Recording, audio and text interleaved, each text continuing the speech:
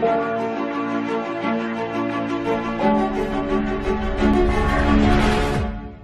ہوسیہ کی کتاب، اس کا پہلا باب اور اس کی پہلی آیت سے لے کر 11ویں آیت تک۔ یہودا کے راجا عزیکیہ، یوتام، آہاز اور ہزکیہ کے دنوں میں اور اسرائیل کے راجا یوآش کے پتر یروبعام کے دنوں میں یہوہ کا وچن بیری کے پتر ہوشے کے پاس پہنچا۔ جب یہوہ نے ہوشے کے دوارا پہل باتیں کی، تب اس نے ہوشے سے یہ کہا، جا کر ایک ویشیا کو اپنی پتنی بنا لے اور اس کے ککرم کے بچوں کو اپنے بچے کر لے، کیونکہ یہ دیش یہوہ کے پیچھے چلنا چھوڑ کر ویشیا کا سا بہت کام کرتا ہے۔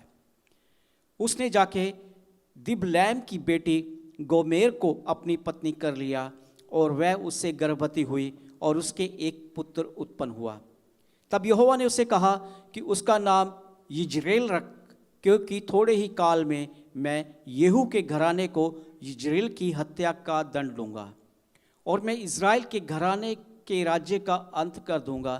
اس سمے میں یجریل کی ترائی میں اسرائیل کے دھنش کو توڑ ڈالوں گا۔ وہ استری پھر گربھوتی ہوئی اور اس کے ایک بیٹی اتپن ہوئی۔ تب یہوہ نے ہوشے سے کہا، اس کا نام لوروہامہ رکھ، کیونکہ میں اسرائیل کے گھرانے پر پھر کبھی دیا کر کے ان کے اپرادھ کسی پرکار سے شمع نہ کروں گا، پرنتو یہودا کے گھرانے پر میں دیا کروں گا اور ان کا ادھار کروں گا۔ ان کا ادھار میں دھنش یا تلوار یا یدھ یا گھوڑوں یا سواروں کے دوارا نہیں، پرنتو ان کے پرمیشر یہوہ کے دوارا کروں گا۔ جب اس استری نے لوروہامہ کا دودھ چھڑایا، تب وہ گربھوتی ہوئی اور اس سے ایک پتر اتپن ہوا۔ تب یہوہ نے کہا، اس کا نام لوامی رکھ، کیونکہ تم لوگ میری پرجا نہیں ہو اور میں تمہارا پرمیشور اور نہ میں تمہارا پرمیشور رہوں گا۔ تبھی اسرائیلیوں کی گنتی سمندر کی بالو کی سی ہو جائے گی، جن کا ماپنا گننا انہونا ہے، اور جس ستھان میں ان سے یہ کہا جاتا تھا تم میری پرجا نہیں ہو، اسی ستھان میں وہ جیوت پرمیشور کے پتر کہلاتے تھے۔ تب یہودی اور اسرائیلی دونوں اکٹھے ہو کر اپنا ایک پردھان ٹھہرا کر دیش میں چلے جائیں گے، کیونکہ یجریل کا دن پرسدھ ہوگا۔ آمین۔ خداوند کے زندہ کلام کے پڑھے اور سنے جانے پر خداوند کی برکت ہو۔ آمین۔ خداوند کا شکر ہو۔ آپ کو یاد ہوگا کہ چند مہینے پہلے میں نے یہودا کے خط کے بارے میں آپ کے ساتھ شیئر کیا تھا، اور یہودا کے خط کی ہم نے سٹڈی کی تھی تقریباً 6 to 8 ویکس تک۔ 6 to 8 ویک جو ہے ہم لوگ کنٹینیو یہودا کے خط کو پڑھتے رہے، اور پھر اس سے پہلے ہم نے فیلیمون کے نام جو خط تھا اس کو پڑھا اور اس کی ہم نے سٹڈی کی۔ اور آج خداوند نے یہ میرے دل میں ڈالا کہ ہم ہوسیہ کی کتاب کو سٹڈی کرنا شروع کریں، ہوسیہ کی کتاب کو، کیونکہ ہوسیہ کی کتاب جو ہے یہ آج کی جو دور ہے، آج کے جو ہمارے حالات ہیں ان کو بڑے واضح طور پر ظاہر کرتی ہے۔ جیسا کہ ہم نے یہودا کے خط میں دیکھا تھا کہ یہودا کا خط جو ہے وہ جھوٹے نبیوں، جھوٹے استادوں اور جھوٹی کلیسیاؤں کے بارے میں آگاہ کرتا ہے، ہمیں انتباہ کرتا ہے، اس کے بارے میں بتاتا ہے۔ اسی طرح سے ہوسیہ کی جو کتاب ہے وہ انڈیویجولی اور قومی لیول پر، نیشنل لیول پر جو برائیاں اور جو قوم کی حالت ہے اس کے بارے میں بیان کرتی ہے۔ اور آج اگر ہم ہوسیہ کی کتاب کو دیکھیں تو ہمیں بھی بالکل ایسے ہی حالات نظر آتے ہیں، اور میں آپ کو یہ ہوم ورک دینا چاہتا ہوں کہ پلیز اگلے پورے ہفتے میں، اس کے صرف 14 باب ہیں، تو ضرور کوشش کریں کہ آپ ان کو ہر روز بھی اگر آپ ایک چیپٹر کو پڑھیں تو 2 ہفتے کے اندر آپ اس کو پڑھ کے ختم کر سکتے ہیں۔ اس کو ضرور پڑھیں، خود سے پڑھیں، تاکہ آپ سمجھیں کہ خدا کا کلام کیا کہہ رہا ہے آج کلیسیاؤں کے ساتھ۔ اور جو ہوسیہ کی کتاب ہے اور جو لفظ ہوسیہ ہے، اس کا مطلب ہے نجات یا منجی یا بچانے والا، رہائی دینے والا، چھڑانے والا۔ اور ہوسیہ جو ہے وہ لفظ ہبری ورڈ ہوشیہ سے نکلا ہے، جو کہ یشوا کی ایک دوسری شکل ہے، جس کے لیے عبرانی ورڈ جیزس استعمال کیا جاتا ہے۔ ہبریو میں جشوا اور یونانی میں جیزس استعمال کیا جاتا ہے، جس کا سیم معنی ہے، یعنی منجی، چھڑانے والا، بچانے والا، رہائی دینے والا، آزاد کرنے والا۔ اور جو بائبل ہے اس کو تقریباً 7 حصوں میں تقسیم کیا گیا ہے، پوری بائبل کو، جس میں तौरात है, ज़बूर है, और फिर तारीख की किताबें हैं, फिर शायरी की किताबें हैं, और फिर उसके बाद मेजर प्रॉफिट्स हैं और माइनर प्रॉफिट्स हैं, ठीक है। और ये जो किताब है होशिया की किताब, ये माइनर प्रॉफिट्स में आती है। और माइनर प्रॉफिट और मेजर प्रॉफिट से मुराद ये नहीं कि वो कोई बड़े प्रॉफिट थे, नबी थे, और ये होशिया जो है ये छोटा नबी था, नहीं। इनको जो कैटेगराइज किया गया है वो इनकी किताबों के हिसाब से कैटेगराइज किया गया है। जिन प्रॉफिट्स की किताबें बड़ी हैं उनको मेजर प्रॉफिट कहा गया है, और जिनकी किताबें छोटी हैं यानी जिनका छोटा पैगाम था उनको माइनर प्रॉफिट कहा गया है। और होशिया की किताब जो है ये जो माइनर प्रॉफिट्स हैं उनमें पहले नंबर पर आती है। तो इसका मतलब ये नहीं कि होशिया का जो पैगाम है ये जरा छोटा था या बेमायनी था। खुदा के कलाम का एक एक लफ्ज जो है वो अपने अंदर असर रखता है, अपने अंदर कुव्वत रखता है, और खुदा का कलाम कभी भी छोटा या बड़ा नहीं होता है। इनको कैटेगराइज किया गया है सिर्फ और सिर्फ इनकी किताबों के साइज के हिसाब से, दैट्स इट। अदरवाइज खुदा का कलाम जो है वो अटल हकीकत है जो हर तरह से जिंदगियों में असर पैदा करता है। और जो होशिया की किताब है इसको दो हिस्सों में तकसीम किया जाता है। पहला हिस्सा है जो कि पहले 3 अबवाब हैं, जिसमें पर्सनल सिन जो है, इंडिविजुअल सिन जो है, शख्सी गुनाह जो है, इसके ऊपर ज्यादा एम्फसिस दिया गया है। और फिर उसके बाद चौथे बाब से लेकर 10वें बाब तक जो कि ऑलमोस्ट 7 अबवाब बनते हैं, और सॉरी नहीं, बल्कि चौथे बाब से लेकर 14वें बाब तक 10 बाब बनते हैं। और इनमें जो नेशनल लेवल पे जो गुनाह पाया जाता है, जो नेशनल लेवल पर बदकारी है, हरामकारी है, गुनाह है, उसका जिक्र किया गया है कि किस तरह से इंडिविजुअली तौर पर हमें अपने गुनाहों का खुदा के सामने इकरार करने की जरूरत है, और फिर किस तरह से हमें कोलेक्टिवली नेशनल लेवल पे भी हमें खुदा के सामने आने, अपने गुनाहों का इकरार करने और अपनी सारी नारास्ती और नापाकी का इकरार करने की जरूरत है। और होशिया की किताब जो है इसके 3 बड़े मैसेजेस हैं, 3 पैगाम है इसके। पहले पैगाम में है कि heart felt message of God, के एक दिल से पैगाम है, दिल से, यानी किसी शख्स से जब वो कोई बात करता है वो कहता है इसने बड़े दिल से बात की है, जो काम किया बड़ा दिल से किया है। तो इसका जो पहला पैगाम है वो ये है कि God's heart felt message for his people, कि खुदा का दिल से जो उसके दिल की कैफियत, जो उसके दिल में है, वो सब कुछ उसने खोल के बयान कर दिया है। और दूसरा जो है उसको कहा जाता है कि message through a heart sick profit. होशिया को हार्ट सिक प्रॉफिट के तौर पर पेश किया गया है कि हार्ट सिक जो दिल का बीमार नबी है वो खुदा के पैगाम को किस तरीके से दूसरे लोगों तक लेकर आता है।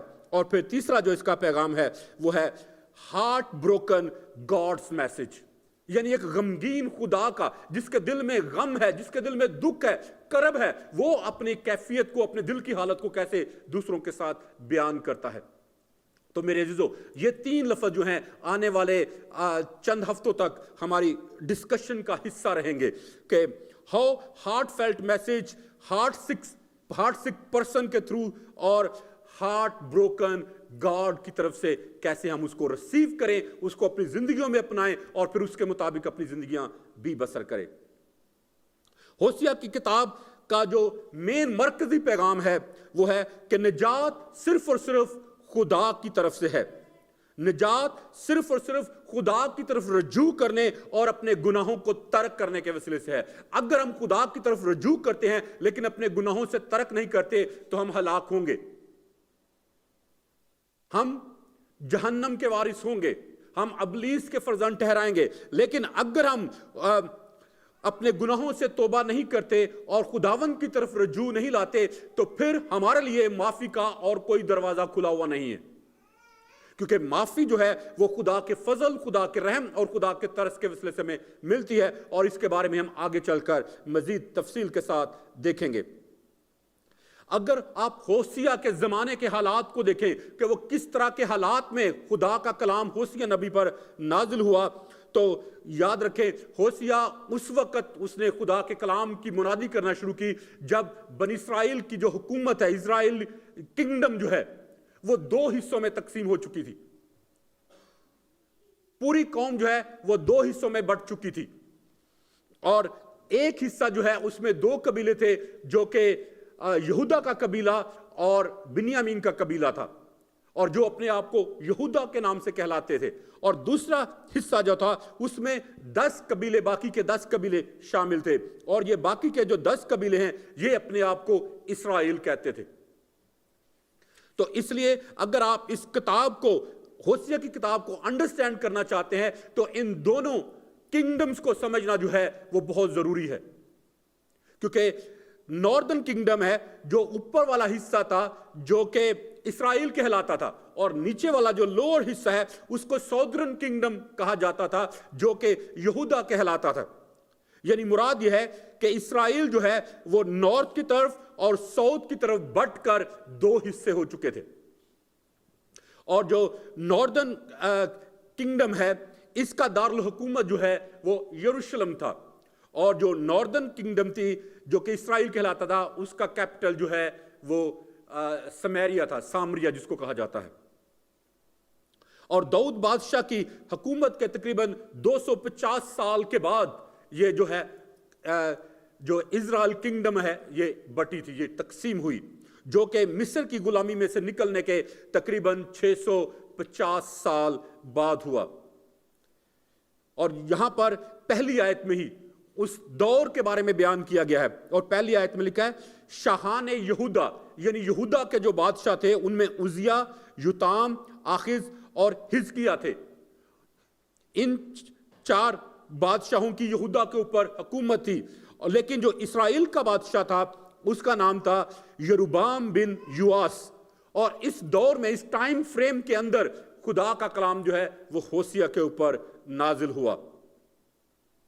اور ہوسیا نے زیادہ تر اپنے کلام جو ہے، اپنی منادی جو ہے وہ ناردرن کنگڈم میں جو اوپر والا حصہ تھا جو اسرائیل کہلاتا ہے، جس کے 12 قبیلے تھے، ان کے اندر اس نے زیادہ تر اپنی خدمت کی. لیکن اس کا مطلب یہ نہیں کہ اس نے ناردرن کنگڈم کو، جو یہودا کا جو علاقہ تھا، اس کو اس نے نظر انداز کیا. نہیں، اگر آپ اس کو کتاب کو پراپرلی پڑھیں گے تو آپ کو پتہ چلے گا کہ یہودا نے نہ صرف اسرائیل کے لیے خدا کا پیغام بھیجا بلکہ یہودا کے لیے بھی بھیجا. اور آپ آگے چل کر دیکھیں گے کہ اسرائیل نے جو 10 قبیلے تھے انہوں نے ہوسیا کے پیغام کو سن کر توبہ نہ کی، اپنے گناہوں سے وہ نہ پھرے، اور انہوں نے جو خدا کے ساتھ عہد کیا تھا اس کو توڑا، جس کی وجہ سے وہ اسیری میں گئے. لیکن یہودا کے جو لوگ تھے، جو ناردرن کنگڈم جو ساؤدرن کنگڈم تھی، وہاں کے لوگوں نے اپنے گناہوں سے توبہ کی، انہوں نے خدا کے عہد کو یاد رکھا اور خدا کے سامنے انہوں نے خاکسار بنایا،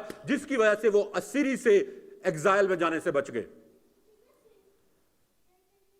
اس کتاب میں بہت ساری لعنتوں کا اور برکتوں کا ذکر کیا گیا ہے، اور بیان کیا گیا کہ برکت ہماری زندگی میں اس وقت آتی ہے جب ہم خدا کے قوانین کو اور خدا کے عہد کو قائم رکھتے ہیں، اور لعنت اس وقت ہماری زندگیوں اور ہمارے خاندانوں اور ہماری قوم پر آتی ہے جب ہم خدا کے قوانین کو اور خدا کے عہد کو بھول جاتے ہیں اور اس کو اپنی پیٹھ پیچھے پھینک دیتے ہیں.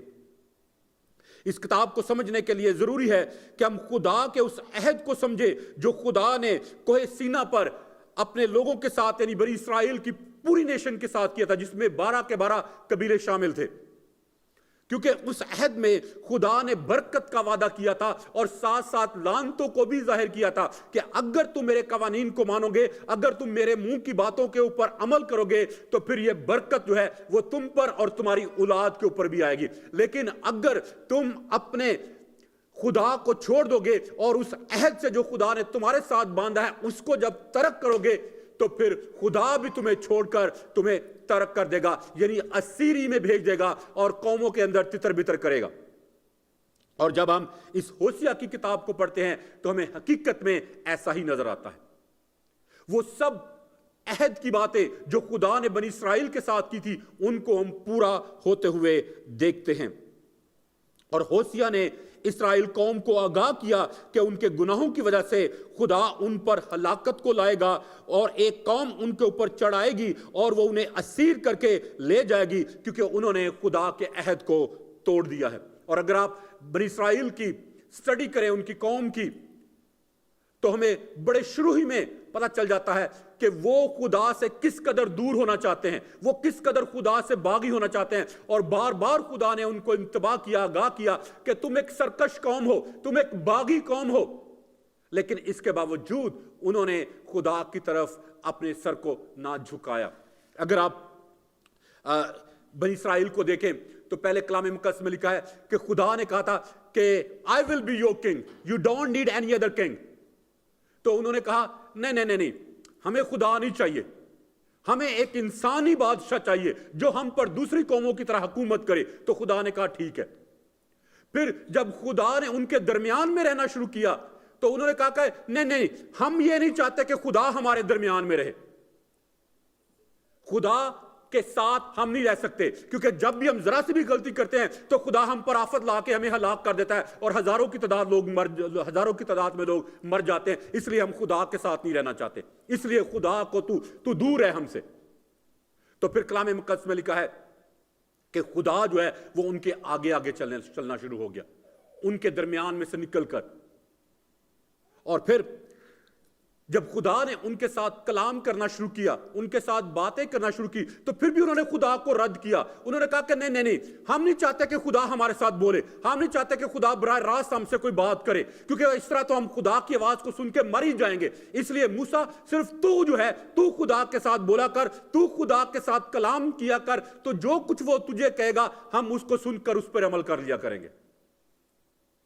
انہوں نے خدا کو آہستہ آہستہ اپنے پاس سے اس طرح سے دور کیا کہ خدا ان کے درمیان میں نہ رہا، خدا نے ان کے ساتھ بولنا چھوڑ دیا، اور خدا نے ان کے اوپر حکمرانی کرنا، ان کا خدا ہونا، ان کا بادشاہ ہونا، وہ سب کچھ چھوڑ دیا۔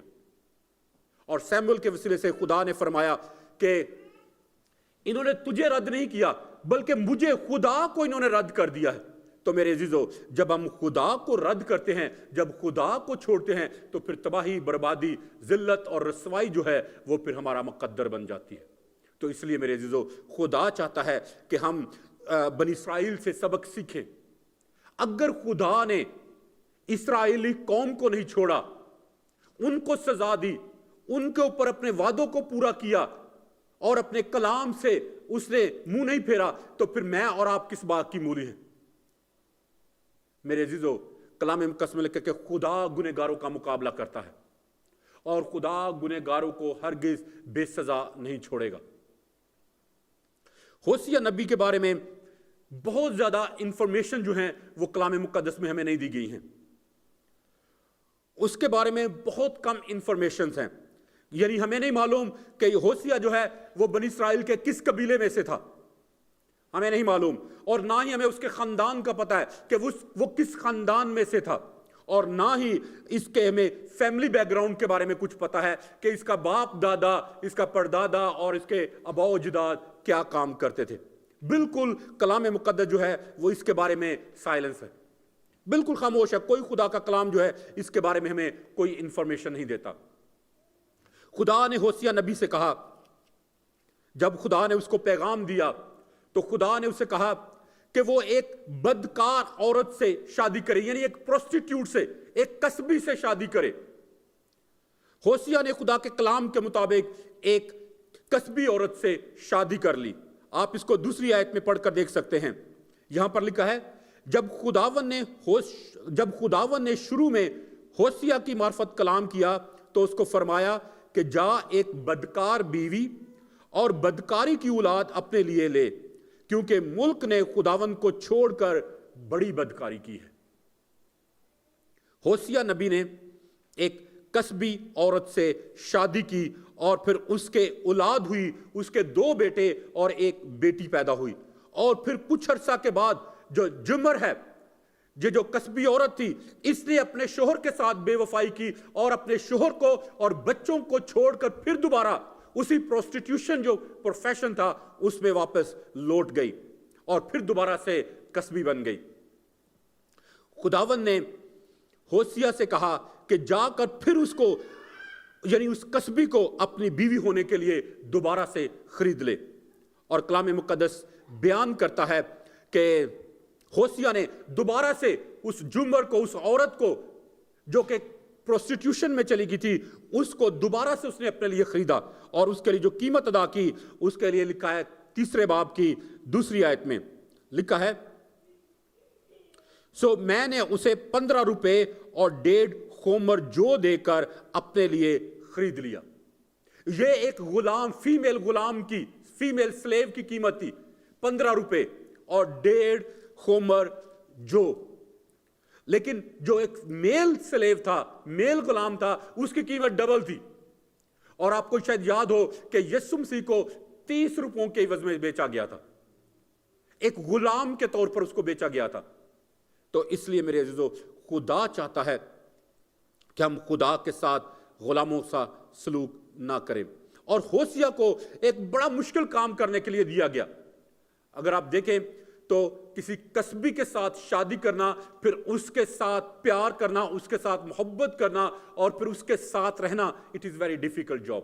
لیکن ہوسیا نے ایسا کیا کیونکہ وہ خدا کا خادم تھا, خدا کا نبی تھا, اور اس نے خدا کے کلام پر عمل کیا. کسی کو یاد ہے ایک ننگا پروفٹ بھی کہا جاتا ہے کسی کو, نیکڈ پروفٹ, کسی کو یاد ہے کون ہے وہ؟ ہاں جی, ہوسیا نہیں, وہ یشایہ نبی کو کہا جاتا ہے. یشایہ کو خدا نے کہا کہ تو 3 سال تک برہنہ رہنا, کیونکہ اس نے بھی بنی اسرائیل قوم کو پیغام بھیجا اور خدا نے اسے کہا نہ تو کپڑے پہنا, نہ اپنے پاؤں میں جوتی پہننا. اور وہ کلام مقدس میں لکھا ہے کہ 3 سال تک وہ برہنہ پھرتا رہا اور خدا کے کلام کی منادی کرتا رہا, لیکن لوگوں نے اس کی ایک نہ سنی. اور یسایہ نبی کو کلام مقدس بیان کرتا ہے کہ ہم اس کو 5واں انجیل نویس کہتے ہیں. 5واں انجیل نویس یعنی انجیل, یسوع کی انجیل لکھنے والا. اور جتنی زیادہ پیشن گوئیاں یسوع مسیح کے بارے میں یسایہ نے کی ہیں اور کسی دوسرے نبی نے نہیں کی ہیں. اور یسایہ کلام مقدس بیان کرتا ہے کہ he had a very tough job, اس کو بڑا سخت کام سونپا گیا تھا, لیکن وہ اس کام سے بھاگا نہیں. یسایہ کو کلام مقدس میں لکھا کہ وہ ٹاٹ کے کپڑے پہنتا ہوتا تھا, اور پھر خدا نے اسے کہا کہ اب تو اپنے ٹاٹ کے کپڑے اتار کر اب چمڑے کے کپڑے پہننا شروع کر دے. تو آپ سب جانتے ہیں کہ مڈل ایسٹ جیسے گرم ملک میں چمڑے کے کپڑے پہننا کتنا تکلیف دہ ہے. اور میں سوچتا ہوں, اکثر کہتا ہوں کہ جب وہ چمڑے کے کپڑے پہن کر گرمیوں میں اپنے گھر سے باہر نکلتا ہوگا تو اس کے زخم کے اوپر چھالے بن جاتے ہوں گے, زخم ہو جاتے ہوں گے. اور آپ جو پاکستان انڈیا سے ہیں وہ آپ جانتے ہیں کہ اگر آپ گرمیوں میں کاٹن کے کپڑے پہن کے باہر نہ جائیں تو آپ کے سارے جسم کے اوپر پت نکل آتی ہے, گرمی دانے جس کو کہا جاتا ہے. اور پھر پاؤڈر لگاؤ اور پتہ نہیں کیا کیا لگاؤ, ہے نا. آئی ڈونٹ نو کہ آپ نے یہ ایکسپیرینس کیا نہیں یا نہیں, لیکن I have experience this thing کہ میرے جب پت نکل آتی ہوتی تھی تو میں اپنے بچوں کو کہتا تھا پاؤڈر لے کے آؤ. سارے میرے بچے جو ہے نا وہ میرے جسم کے اوپر سارے آگے پیچھے سارے طرف پاؤڈر لگاتے ہوتے تھے. ہاں جی. تو تصور کریں کہ اگر ہمارے جو ملک ہیں ان میں تھوڑی سے گرم کپڑے پہن لینے سے ہمارے جسم کے اوپر اس طرح گرمی دانے نکل آتے ہیں, تو یسایہ کا ذرا تصور کر کے دیکھیں کہ اس کی کیا حالت ہوتی ہوگی. لیکن اس نے انکار نہیں کیا, اس نے خداوند کے لیے دکھ سہا. اور یوحنا جو کلام مقدس بیان کرتا ہے کہ وہ بھی مڈل ایسٹ جیسے گرم ملک میں اونٹ کے چمڑے کی پوشاک پہنتا تھا. کتنا مشکل ہے, کیونکہ کلام مقدس میں بیان کیا گیا کہ یوحنا کے اوپر ایلیا کی روح تھی, اس لیے اس نے وہ سیم ویسے کام کیے. گو کہ آج ہمارا ٹاپک جو ہے وہ ایلیا کے تعلق سے نہیں ہے, لیکن just I wanted to share little bit. تو یاد رکھیں ہوسیا جو جمر ہے جس کا ذکر 3 آیت میں ہے, پس اس نے جا کر جمر بن دبلائم کو لیا, وہ حاملہ ہوئی اور اس کے بیٹا ہوا. جمر جو ہے وہ بنی اسرائیل قوم کو ظاہر کرتی ہے. یہ جو قصبی عورت ہے یہ بنی اسرائیل کو ظاہر کرتی ہے کہ کیونکہ ملک نے خداوند کو چھوڑ دیا اور بڑی بدکاری کی, بالکل ایسے ہی جیسے اس قصبی نے کیا.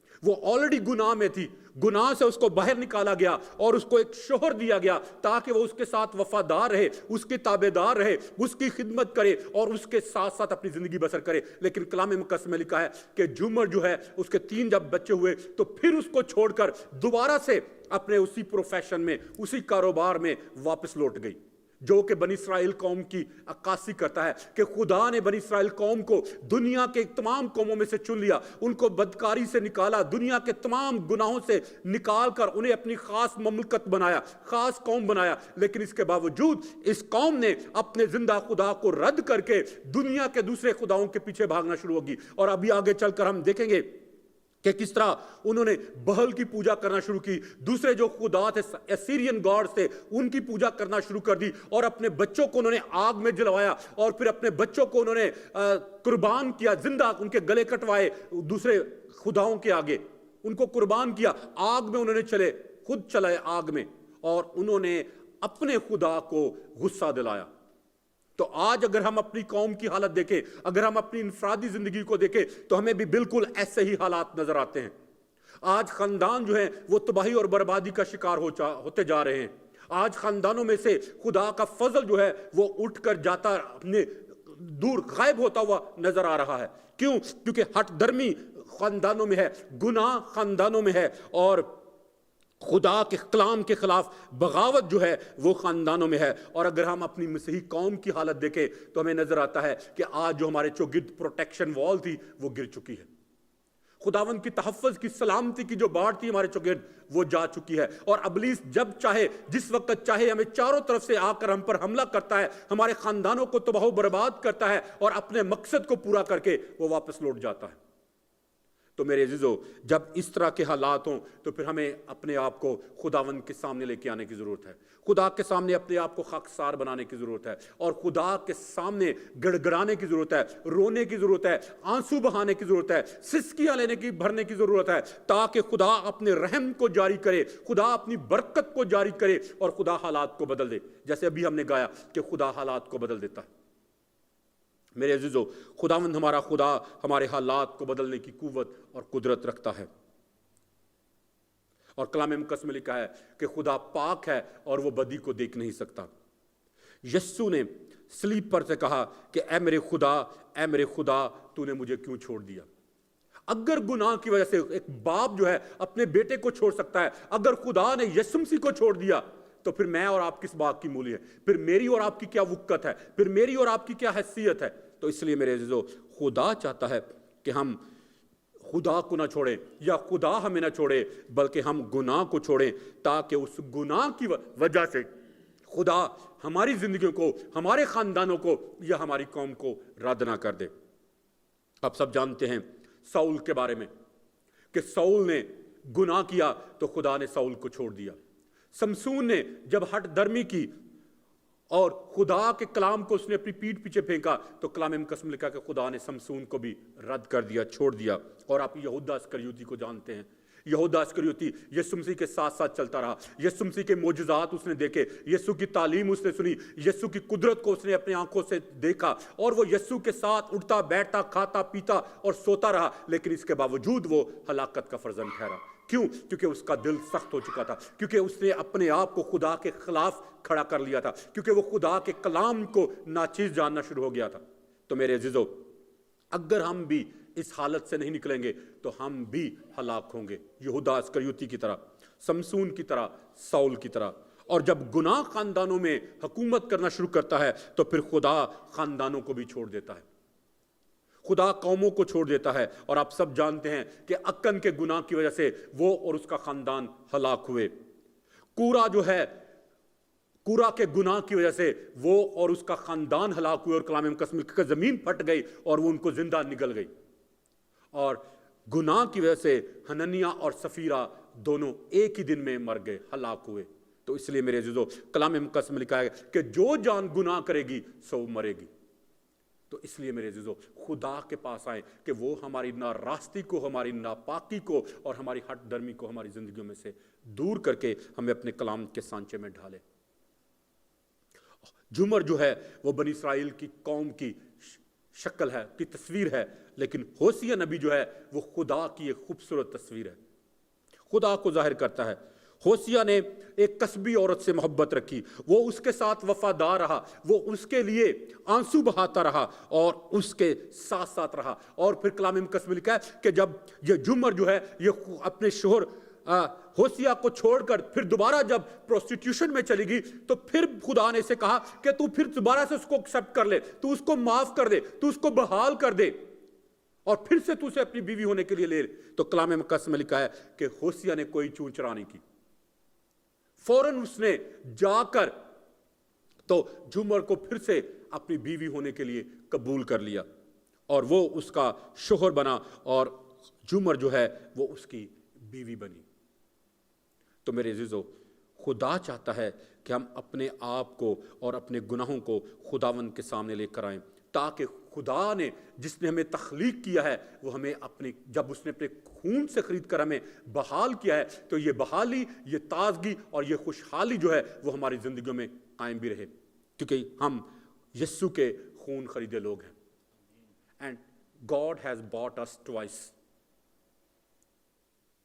ہم 2 دفعہ خدا کی ملکیت ہیں, اور میں اس کو ایک مثال کے ذریعے سے آپ کے ساتھ شیئر کرنا چاہتا ہوں. ایک دفعہ ایک بچے نے اپنے باپ سے کہا کہ I need a bicycle, new bicycle. تو اس کے باپ نے اسے کہا کہ sorry I don't have enough money and I can't give you money for your bicycle, so you need to work, you need to earn money to buy a new bicycle. اس نے, اس کے جو 8-10 سال کا بچہ تھا, اس نے اپنے باپ سے کہا ٹھیک ہے, میں گھر کا جتنا بھی کام ہے آپ مجھے بتاؤ, میں وہ کروں گا اور یو نیڈ ٹو پے می. کہتا ٹھیک ہے. اس بچے نے گھر میں گارڈن میں گراس کاٹنا شروع کر دی, برتن دھونے شروع کر دیے, گھر کی صفائی کرنا شروع کر دی, لانڈری کرنا شروع کر, سارا کچھ کرنا شروع کر دیا. اور 1 مہینے کے اندر اندر اس نے اتنے پیسے کما لیے کہ وہ اپنی سائیکل خرید سکے. تو جب اس کے پاس اتنے پیسے ہو گئے تو وہ اپنے باپ کے پاس آیا اور اس نے کہا کہ باپ, مجھے جتنے پیسے چاہیے تھے بائسیکل خریدنے کے لیے اتنے میرے پاس جمع ہو گئے ہیں, تو اب آپ میرے ساتھ مارکیٹ چلو تاکہ مجھے ایک سائیکل خرید دو.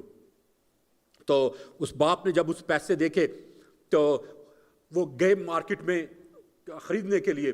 تو جب وہ خریدنے لگے تو اس میں سے کچھ پیسے کم تھے, اس کے پاس انف پیسے نہیں تھے کہ وہ اس سائیکل کو خرید سکے. تو اس کے باپ نے کہا تیرے پاس پیسے کم ہیں ابھی, تو کوئی بات نہیں, میں اپنی طرف سے تجھے کچھ پیسے دے دیتا ہوں, میں اس میں کچھ کنٹریبیوٹ کر دیتا ہوں. تو اس بچے نے کہا نہیں, I want to buy my bicycle with my own money. وہ واپس آ گئے. اس نے 1 ہفتہ اور اپنے گھر میں کام کیا, اپنے باپ کے گھر میں, اور اس نے اتنے پیسے جمع کر لیے کہ وہ جا کر سائیکل خرید سکے. چند ہفتوں کے بعد وہ سائیکل لے کر گھر آیا. He was very happy. وہ سائیکل چلاتا, اسکول جاتا سائیکل پہ, سائیکل سے ہی واپس آتا اور بڑا خوش تھا, اور وہ اپنی بائسیکل کو رائڈ کرتے ہوئے بڑا انجوائے کرتا تھا. چند مہینوں کے بعد اس کی سائیکل چوری ہوگی. اس کی سائیکل چوری ہوگی تو انہوں نے ہر جگہ پر اس کو ڈھونڈنے کی کوشش کی, پولیس اسٹیشن بھی رپورٹ کی, ہر جگہ پہ. تو اس کے باپ کو کسی نے بتایا کہ یہاں پر جو چور بازار ہے, جو تھیف مارکیٹ ہے, اس میں جا کے چیک کرو, شاید کہیں آپ کے کسی نے وہاں اپنی سائیکل چوری کر کے وہاں نہ بیچ دی ہو. تو وہ اپنے باپ کو لے کر جاتا ہے اور ساری دکانوں میں ایک ایک کر کے وہ جاتا ہے, اور اینڈ پہ جا کر دیکھتا ہے کہ ایک جگہ پر اس کی سائیکل جو ہے وہ کھڑی ہوئی ہے. تو وہ اپنے باپ کو کہتا ہے کہ یہ میری بائسیکل ہے جو میں نے اپنے پیسوں سے خریدی ہے, اور اب میں اس کو خریدنا چاہتا ہوں, میں اس کو واپس اپنے گھر لے کے جانا چاہتا ہوں. تو وہ جو دکاندار ہے وہ کہتا ہے کہ ہم نے کسی شخص سے یہ جو سائیکل ہے اتنے پیسوں کی خریدی ہے, تو ہم آپ کو نہیں دے سکتے, آپ اس کو قیمت ادا کریں تو آپ لے جائیں. تو وہ اس کا باپ کہتا ہے ٹھیک ہے, میں اس سائیکل کے لیے تجھے پے کر دیتا ہوں, تیرے بہاف پہ میں یہ پیسے دے دیتا ہوں تاکہ ہم یہ سائیکل واپس لے کے جا سکے. تو وہ لڑکا کہتا ہے نو, کیونکہ یہ میری سائیکل ہے, میں نے اپنے پیسے سے خریدی ہے, تو I will buy this bicycle again. وہ اپنے باپ کو کہتا ہے کہ آپ اس دکاندار سے کہو کہ یہ آپ کے ساتھ پرومس کرے ہمارے ساتھ کہ یہ سائیکل کسی دوسرے کو نہیں بیچے گا, جب میرے پاس انف پیسے ہوں گے تو میں دوبارہ سے آ کر اس سائیکل کو خریدوں گا. تو وہ جو दुकानदार था, वो रहम दिल था, तो उसने कहा बेटा ठीक है, अगर आपकी ये बाइसिकल है तो मैं किसी दूसरे को नहीं दूंगा, आपके पास जब पैसे होंगे आप आ जाइएगा और अपनी साइकिल ले जाइएगा। फिर दोबारा से उसने अपने बाप के घर में काम करना शुरू कर दिया। फिर से दोबारा से उसने बर्तन धोने, लॉन्ड्री करना, घर की मॉप करना, सफाई करना, गार्डन के अंदर घास काटना, सारा कुछ उसने ऐसे करना शुरू कर दिया। और फिर दोबारा से उसने वो पैसे जमा किए और जाकर अपने बाप के साथ उस साइकिल को दोबारा से खरीद लिया। और जब वो दोबारा से उसने राइड करना शुरू किया तो then he started telling his friends कि this is my bicycle which I have bought twice, जिसको मैंने 2 दफा खरीदा है। तो मेरे अजीजों, हमारे बाप ने, जो हमारा आसमानी बाप है, उसने हमारे साथ ऐसा ही किया। उसने पहले हमें अपने हाथों से बनाया, हमें अपने हाथों से संवारा, उसने हमें एक नई शक्ल दी, एक नया नाम दिया।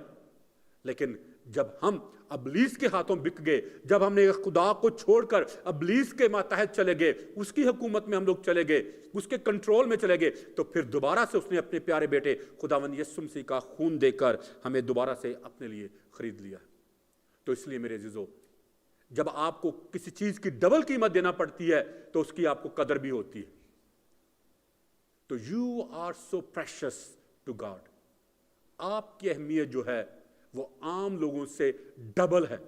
इसलिए अपने मकाम को समझें, अपनी हैसियत को जानें और अपने आप को खुदा के सामने लेकर आएं, ताकि खुदा आपके ऊपर रहम करे और खुदा के रहम की बारिश जो है वो हमेशा आपके ऊपर बरसती रहे। और इस चीज़ की कदर करें कि आप एक बड़ी कीमत देकर खरीदे गए हैं और यीशु मसीह ने आपको खरीद कर अपने बाप को दिया है, क्योंकि आप बाप की मलकियत हैं। और अगले हफ्ते इसी सिलसिले को जारी रखेंगे और अगले हफ्ते जो इसकी होसिया की और जुम्मर की जो औलाद पैदा हुई उसके बारे में हम लोग सीखेंगे। तो आइए हम सब अपने सरों को झुकाएं और दुआ करें कि खुदा हमें फजल दे कि हम अपने आप को होसिया की तरह खुदा के सामने पेश करें, ताकि हमारी ज़िंदगियों से, हमारे किरदार से, हमारे चाल चलन से और हमारे उठने बैठने से खुदा उनके नाम को इज्जत और जलाल